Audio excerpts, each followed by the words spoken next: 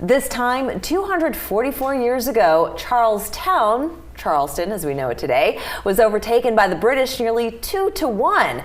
The Holy City under siege, a major British victory during the American Revolutionary War. Well, here to share some cool Southern history is Christina Butler, historian at Butler Preservation. She's also professor at the American College of the Building Arts. And we're also joined by our good friend, Catherine Pemberton, museum director at the Powder Magazine Museum. Ladies, welcome. Thank you. Love talking about Charleston history, American history, of course, but specifically what's happened on these fair grounds that we now live on today. So tell us about the significance of this particular time period 244 years ago. Well, as you know, we're at the sesquicentennial 250-year anniversary. So this is going to be, I think, years of really exciting research and activities taking place in Charleston. But the siege that we focused on and the occupation era right after that really speaks to how much complexity there was. The fact that it wasn't just American versus British, because very many Americans were still ostensibly British. Loyalists. So exactly. So the work has been interesting in seeing how much of a real civil war the American Revolution was in a city like Charleston. Indeed. And you're sponsoring this. Yeah. So the Powder Magazine Museum is what the oldest building that's standing on the peninsula? The oldest public building in the Carolinas or Georgia, and so it was already an old building once the Revolution started, and in fact it wasn't a powder magazine anymore, but as the British are laying siege to Charlestown, they recommissioned it, and so it was storing some gunpowder.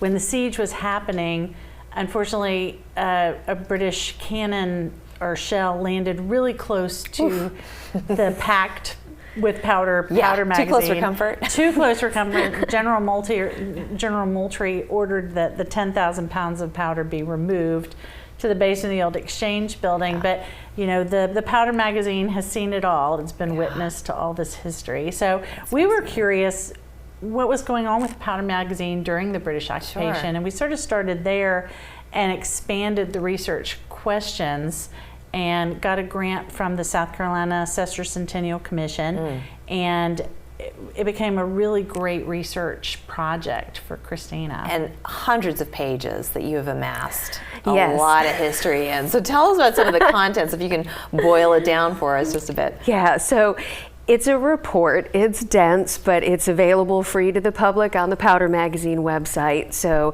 people who are interested in their lineage can keyword search it, see if they have a patriot or a loyalist in the mix.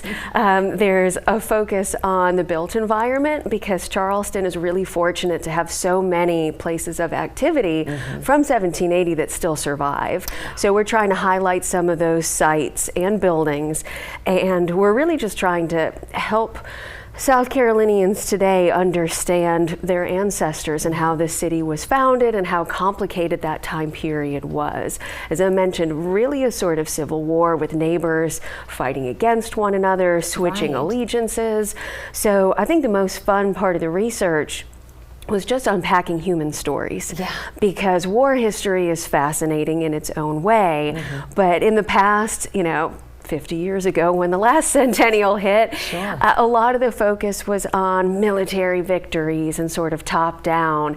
And so what we really wanted to do was look at life for everyday Charlestonians, women, enslaved and free, immigrants, refugees who were fleeing other parts of the state and coming to Charleston for safety. So it really goes beyond the front lines. It does. Which I think is so fascinating. And today, you have members of the Daughters of the American Revolution here, very strong organization. In fact, we have one in-house, our producer Kelly Ayers, she's a member of it as well. And people take such great pride in also being able to trace back their history to these days, but then to be able to look around and to see buildings still standing and history still alive and breathing all these years later, which makes Charleston such a treasure trove of information. What got you interested in digging into this part of our history?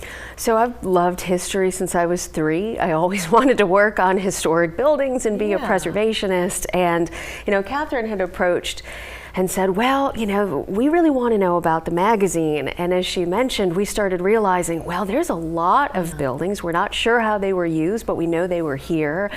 So I was just really excited about being able to tell a more diverse story of the occupation and dig into some archives that a lot of them hadn't been used, especially on the other side of the pond. Oh, sure. Yes, exactly. And the ones locally that have been looked at frequently, it's someone's looking for their ancestor. They're not really looking for the bigger picture. And I think what makes history so accessible is really telling it as every person's story. Indeed. So that's why I was really excited for the chance. That's great. And thank you for amassing all of that information into one volume, because we were also talking about how authors of fiction, they dive into these annals to then create their stories with complete accuracy, or as much accuracy as they possibly can. So it's all because of your tireless work that that's able to happen.